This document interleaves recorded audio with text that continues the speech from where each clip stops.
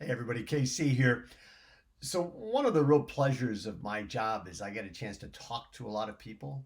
And when I say talk to a lot of people, I get to ask them questions and then listen to their answers and then kind of engage them in a conversation that almost always makes me smarter.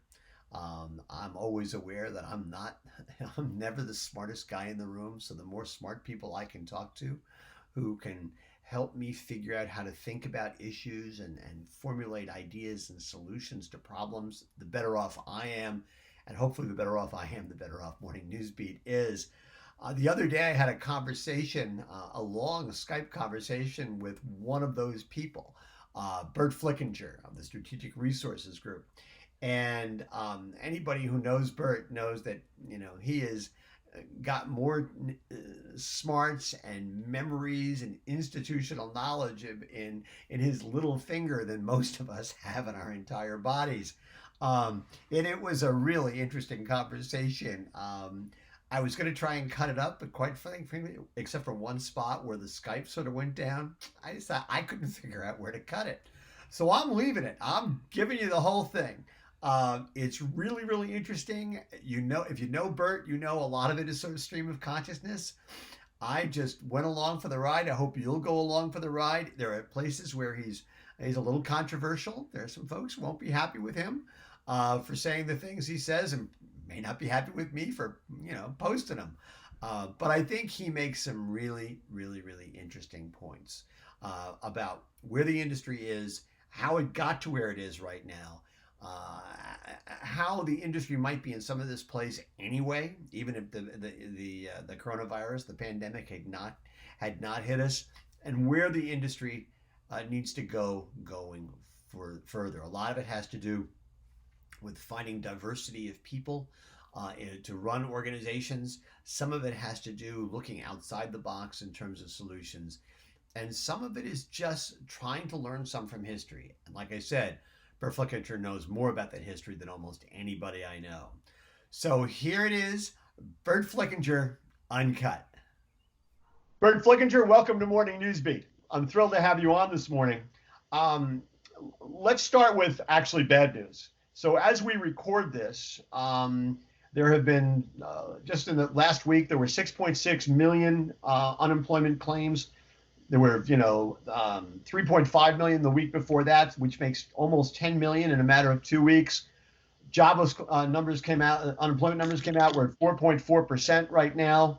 Um, I mean, it seems to me in so many ways this changes fundamentally the shape of the retail landscape in terms of how companies are going to come to market and which formats and what offers are going to be successful. I mean, there's going to be an enormous swath of the population that is going to be just not have a lot of money to spend. Right, Kevin, and as you referenced before we got started, and thanks for teaming up. I think this is our 30th anniversary of teaming up and working together at different things, which is tremendous. A long time. I think we did our first time we ever got together was on the old Retail Insights program. Exactly. Yeah.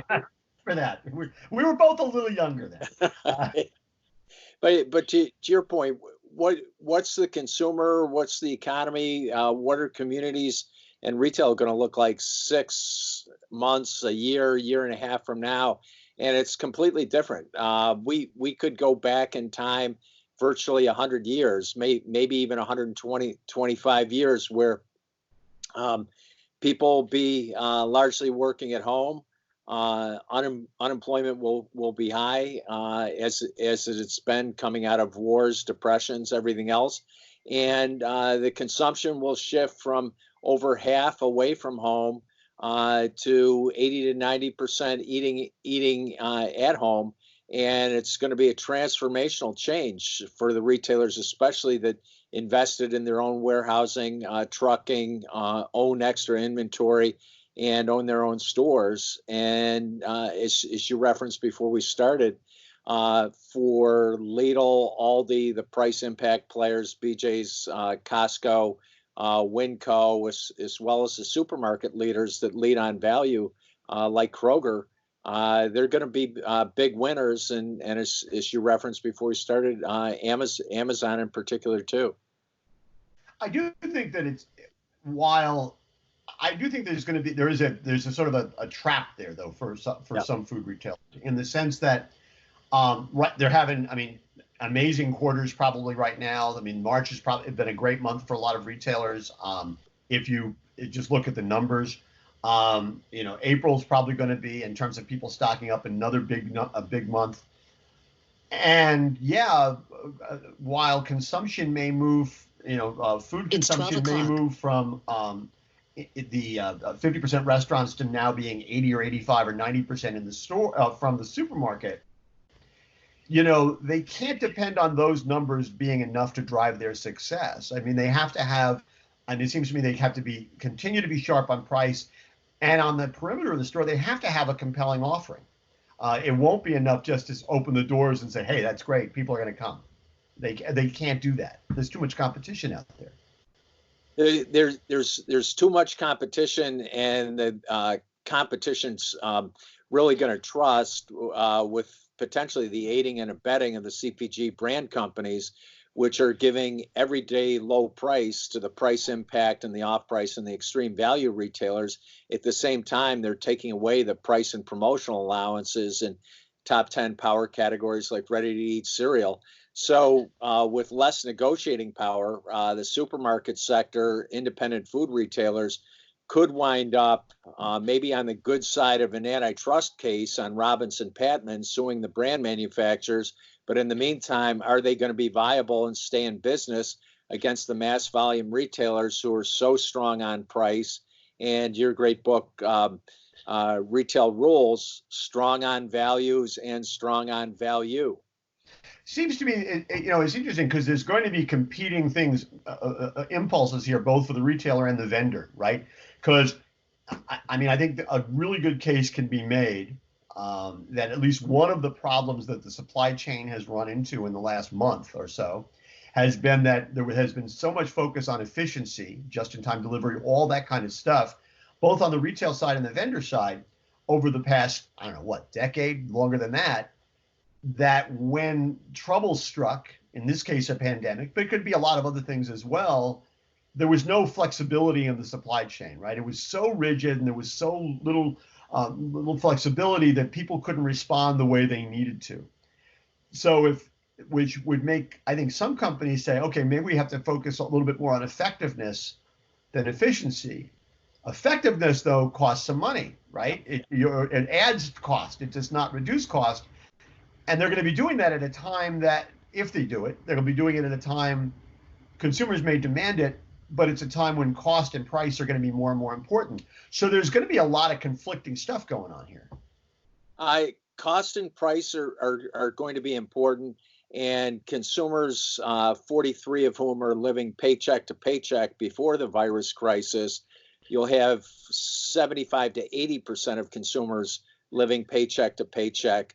So consumers are going to buy more often, less frequently, and it'll almost be like the dollar store deal, where many dollar store consumers only have $10 to spend on food, regardless of format, in the last 6 or 7 days of the month, according to Nielsen and IRI.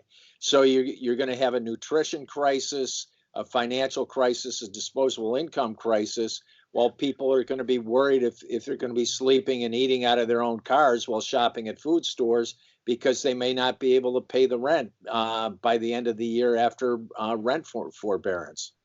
Are there it seems to me that the retailers in the middle, the ones that really don't have a strong argument on either end, either whether it comes to price or fresh foods, those are the ones who are going to really be in trouble in this environment because they just don't represent enough. They can get hit on either end. Plus the fact Amazon is going to be able to, because it's so strong in terms of we think of as being center store, either through its traditional offering, Prime, Subscribe and Save, totally grab a lot of those sales, and will do more so now, I think, coming out of this current environment. That those middle of the road, not particularly distinctive stores are in more trouble now than they ever were. The middle of the road's in trouble, but they can also buy local. So somebody could have a couple trucks of ribs, can't sell it to Walmart. Walmart will want the special situation price across the country, not doable. So they could buy from local ranchers, local growers, local producers. And we're finding that the local and multi-regional branded companies are largely being shut out by the multi-regional retailers to the national and international retailers. And the other thing, in buying local and buying DSD, they're protecting themselves from some of the voluntary wholesalers that we've represented, bankrupt retailers and vendors and labor unions, when some of the voluntary wholesalers have gutted their own retailers. So just as quick history, SM Flickinger, we always took the manufacturer's deal, which was typically 4 weeks, extended it to 6 through me, my father, grandfather. And now in these bankruptcy cases, we're seeing some of the voluntaries are doing in the retailers that you're talking about, Kevin, by only reflecting the price and promotional allowances for maybe 7 or 10 days and not reflecting it beyond the top 20 or top 25 manufacturers. So the ones in the middle, to get the best price versus Amazon, as you referenced, have to be strong on accounting, strong on buying direct, strong on going to the people that do reflect the deals, like Nash Finch is a voluntary and former co-op, or buying from a co-op like Associated Wholesale Grocers or AWG, to be viable, survive. And they have to really get after FMI and NGA and the industry associations to protect them, as Phil Woodman has asked for years, because the brand manufacturers are throwing all the money into everyday low price for the warehouse clubs and the supercenter operators, but they're also giving better prices to the dollar stores and to chain drug than they are to the supermarket sector. So to your point of unplanned obsolescence for the food retailers in the middle, in my professional view, they're not getting the support of the industry associations. And just to ask a Socratic question for you and me both, and I hope you don't edit it, because it's a message that needs to be heard. We've been working together for 30 years, but this is the 25th anniversary of me not being asked by either FMI or NGA to appear to any of the national conferences. That may be a so what. But when Dave Dillon, the most successful chairman and CEO during that period, said, in terms of your book, knowledge is power, chapter 35, you have it, Mike Sansolo has it, I have it, but they had FMI and NGA has the same cast of characters coming through every year. We have the knowledge, the vision, and the FMI and NGA members should say, where's Coupe, where's Sansolo, where's Flickinger, the other guys that have been off the field, because we could generate attendance. And whether Dave Dillon ranks me number one, both in terms of insights or practitioner, and also similarly rated by Bloomberg and Gretchen Morgenson, the Pulitzer Prize winner, when the industry associations don't share the knowledge of looking at the future, as they should, FMI Midwinter Executive every year and the national conferences, and NGA doesn't do it, other than Morning Newsbeat and your books and Michael's books, where's the knowledge going to come from for the people in the middle and the others to save themselves and survive and thrive going through the crisis and into the next year and the next decade? Well, I appreciate the plug. But I want to double back on something which you sort of alluded to there, and I know it's something you feel strongly about, which is, let's put the associations aside for a second. I know you feel strongly about the fact that one of the problems that the industry has in terms of innovation is that they're not reaching out to enough people and enough diverse people, and I think specifically women, to take leadership positions in the industry. And that one of the smart things that Amazon has done is it is actively recruiting women, understanding that most of the people who are buying on Amazon are women, and they get it in a different kind of way. I know that's a major concern of yours, that the industry continues to look inward instead of looking outward. Yeah, and the industry, to your point, Kevin, is intramural and really inbred. So if you look at the executive search people, who have found managers who have failed for the last 15 to 20 years, going from one bankrupt company to bankrupt the next food retailer, bankrupt the next food wholesaler. In our work, we work with everybody from TJ Maxx and Marshalls to Lowe's to everybody in all 11 sectors of retail. And we see the best and the brightest women not even getting promoted in the department store sector as they should, the way Carol Meyerowitz was at TJX. So Amazon sees all these brilliant women being laid off. Macy's, Bloomingdale's, Neiman Marcus, which is Reuters is reporting, filing for bankruptcy today or over the weekend or Monday. And Amazon's saying, we're gender neutral. We Amazon are a meritocracy. We Amazon started with nothing 25 years ago, and we Amazon want to be the biggest retailer in the world. So if the food retailers, the biggest sector in all of retailing, are a male monarchy and they have all these Maginot lines of retailing that are redundant and irrelevant for the 21st century, to your point, Amazon's winning by hiring the best and the brightest women. Lowe's Home Improvement Stores is doing the same thing, TJX, but unless it's a family-owned and operated business where the best and the brightest women based on merit get to be promoted, you look at the major chains, with the exception of Kroger, and then with the exception of Winco and a few others, the women are the best and the brightest, but they're still in the proverbial bush leagues in terms of being officers and executive officers. Yeah, they might be directors of investor relations, they might be directors of HR, but they should be chief merchandising officers. They should be COOs, CEOs, and they're not. And a big problem is private equity. Is Wall Street's a male monarchy, just as the law firms are male monarchies, and they self-perpetuate in their own image, which is the same cast of Caucasian characters losing their hair in their 60s that self-select the same way in their same image. I won't even take that personally. Let's go back to store operations for a second. It seems to me that one of the things that's likely to come out of the current environment is, first of all, I think we're going to see and private label has been growing anyway. I think we're going to see a lot more private label now because it's going to appeal to people who are cost sensitive. I also wonder if it's possible we're going to see some significant editing of grocery selection by some big players who have traditionally carried 40, 50, 60,000 SKUs in a store, saying, hey, listen, to have the kind of flexibility we need to have in the supply chain and to be able to cater to changing consumer needs, we need to have 25,000 SKUs. We don't need a wall of 87 different kinds of laundry detergents in all these different flavors and sizes and things like that. We need 4. We maybe need 4 SKUs in national brand, 4 SKUs in private label, and that's it. Move on, because people are not going to shop us or not shop us because of that. Sort of like what Stu Leonard's does in his own way. Do you think it's but that'll put a lot of pressure on manufacturers who they manage to grow because they add a new flavor, they add a new size, they add a new color. They, sometimes they do things that they pass off as innovation that isn't really all that innovative.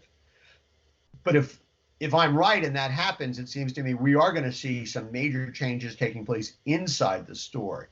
Am I off base on that, or am I on the right track? No, you're completely on track, because my sister and I co-published The History and the Future of Private Label and Exclusive Brands in North America with Phil Fitzell, the one of the seminal geniuses of private brands, and Dr. Gene German and Dr. Deb Perosio at Cornell, and we're planning to update it. But to your point, what we're seeing is Walmart, which had been much more of a national brand house than private label house, Walmart's going from 4 national brands down to 1 or 2 plus great value. Costco with Kirkland, BJ's with Wellesley Farms have already told us you only need 1 national brand and private label. Target's building out private label And in preparation for this, Kevin, you brought up a really important point, which is you don't need half 100 to 100 sizes of Tide and Crest and whatever it is. And you gave the example of Stu Leonard has one selling SKU of Tide. With Winco, we see Winco has 52 SKUs of powder and heavy duty liquid laundry between Procter and Gamble and Gain, Tide and combined. They only have in the course of a year 5 to 7 SKUs because Winco wants to recapture its real estate to sell non-food, party, private label, and give consumers the best value. And Winco will literally cut a vendor out for being off by a penny a unit on something that could sell for a few dollars to $5 to $10. And Winco's working for the consumer, and Winco's private label strength, along with Costco and BJ's, gives them much better leverage over the brands that are just adding flavors and fragrances and sizes, but taking the category downhill instead of building the category in terms of overall size, and whether you look at it as quote unquote tonnage. Overall, the brand manufacturers have been delinquent, and that's why the private label brands and the regional brands are winning. And as you've reported so well in Morning Newsbeat, in the UK, private label unit sales are 60%. Weston Loblaw, #1 cookie in Canada's President's Choice. In our work in New Zealand with Foodstuffs, Pack and Save, New World, and Foursquare, private labels accelerating, and we're seeing the same thing in Australia. And the brand companies are really going to go from the Kevin Coupe big boat in retail rules to a small lifeboat asking for life preservers because private label has the potential to be so big.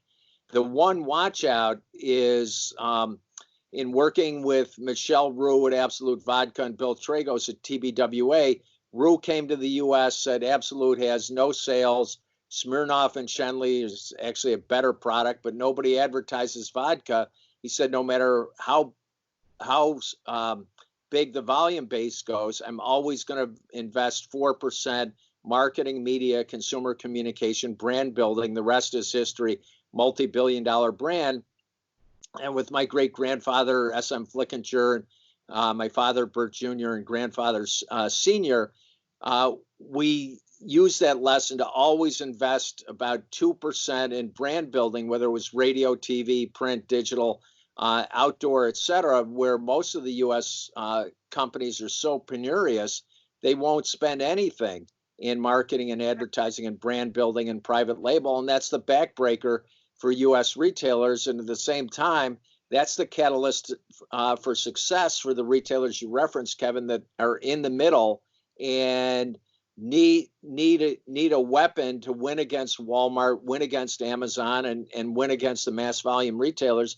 Private label is going to be it, but also investing in consumer communication, which the U.S. retailers don't do because the retail industry associations, whether it's for the independents, the chains, or the voluntary wholesalers, don't help them because they never have anybody with your Michael, mine, and a lot of other good people's experience advertising, marketing, retailing operations. Let's not beat up on the associations again. We could.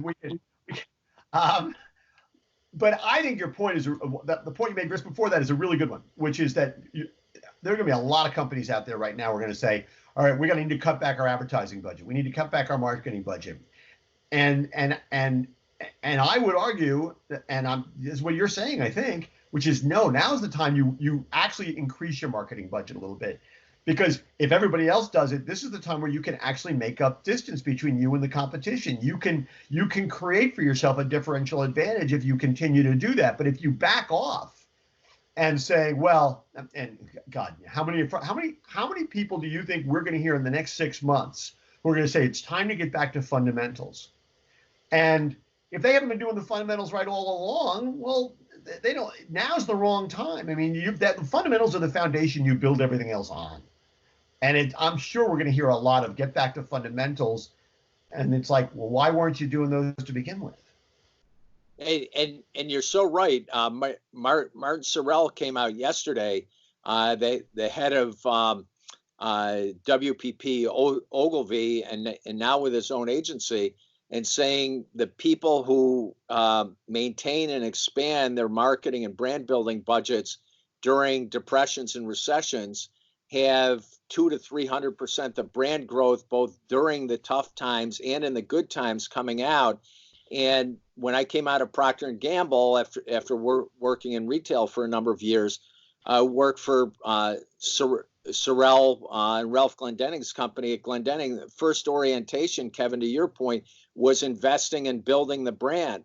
And now it's 30 years later, and Sorrell's saying the same thing, and hopefully people are listening to him. Typically, Nestle does, James White, the brilliant new CEO of Ocean Spray does. Lawrence Kurzius gave a great interview yesterday. Lawrence Kurzius and his whole successful career from Zatarans to CMO to CEO of McCormick has always reinvested in brand building. But to your point, Kraft, Berkshire Hathaway with 3G, it's cut, cut, cut. And brand building is not an expense to be cut.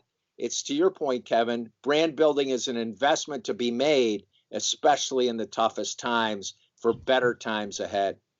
And finally, as we kind of wrap this up, I guess the other thing I would ask you is, it seems to me that at some level, what retailers really have to do now, in terms of, and it's part of the brand building exercise, is engage in the act of curation when they think of their stores, and that has to do with eliminating SKUs.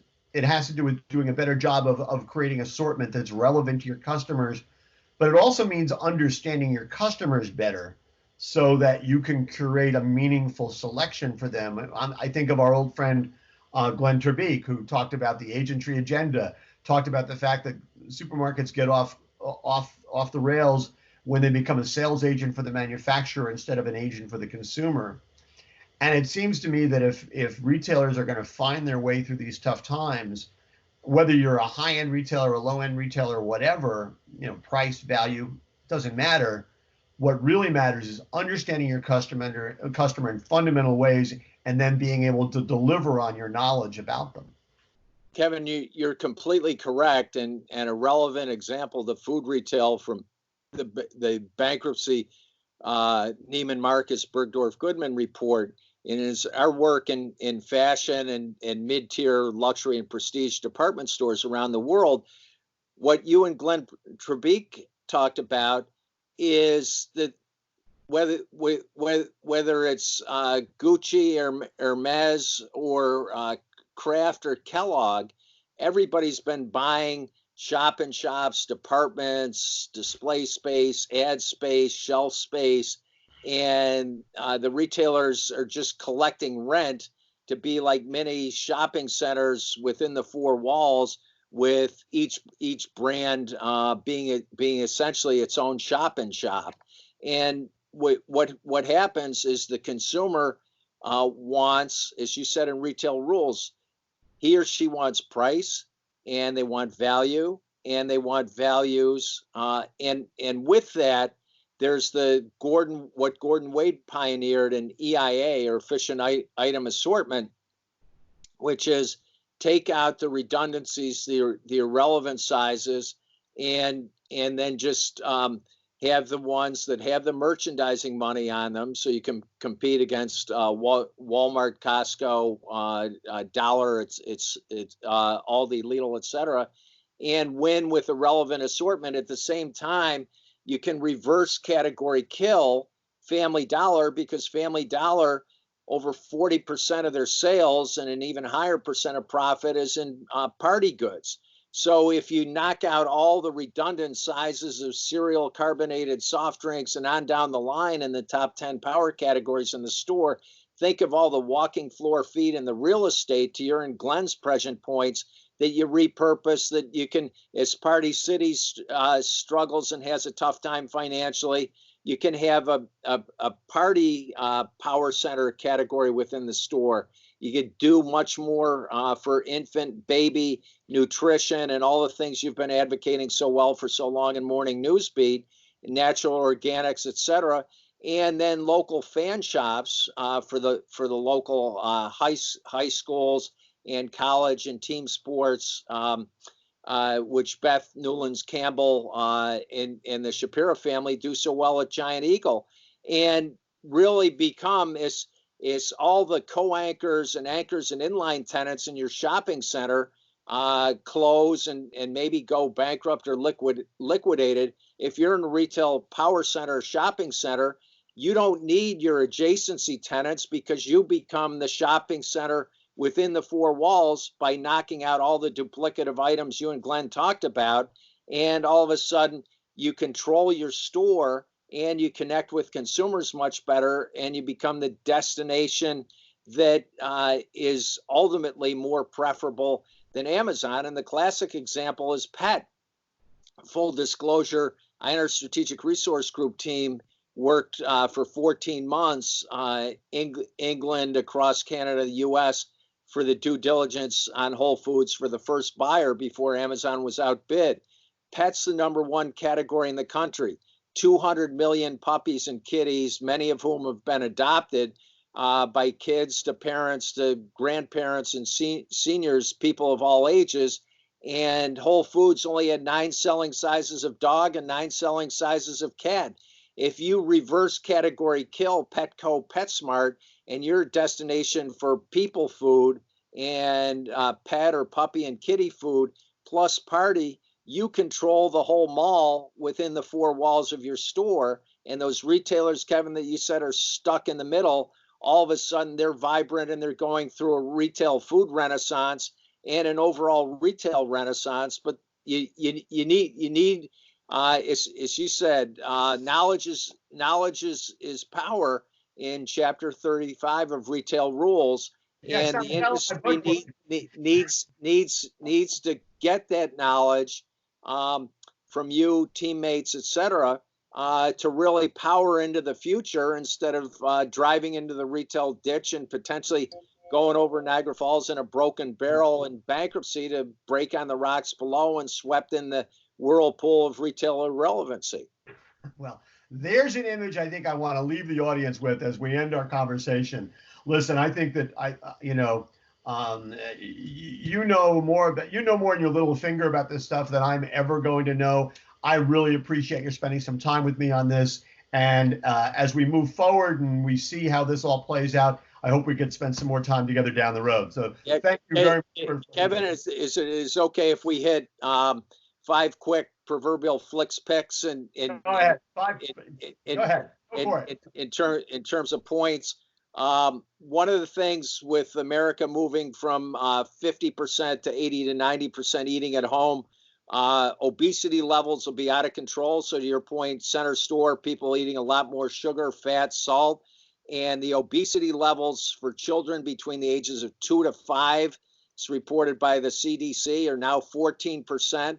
12 to 19, it's 20%. Adults, it's over 40%. Second is a lot of locations are going to be impaired by tenant closings. Renegotiate your rents, which give you more money to reimage the stores, as you've said. Really look at giving your employees a share of the company. As you said, love that. The front lines are where the action is. Hire people from the high schools, the community colleges, and the women. Get rid of the executive search people. And there's going to be a record amount of M&A. So there are a lot of good stores to buy, a record amount of consolidation. And also look at crime and going through our crime statistics. This is going to be the worst crime rate wave since the late 60s through the 70s, because supermarkets have 5 to 50,000 in cash going to the bank every day for the higher volume stores. Hire local law enforcement, give them coffee, give them food to take home, give them premium pay. City and county law enforcement, protect your consumers, protect your workers, and you win because as you and Michael have said so well for so long, with innovation, value, and values, and really bringing theater to the store, you've got a winning retail proposition, regardless of whether you're food retail independent, chain, co-op, or in any of the 11 major sectors of retail, including Amazon. Well, I'm glad we ended on a more hopeful note, as opposed to like dying on the rocks of Niagara Falls or armed robbery in the store. Again, Burt Flickinger, thanks so much for doing this, and we'll see you down the road. Thanks. Thanks, Kevin.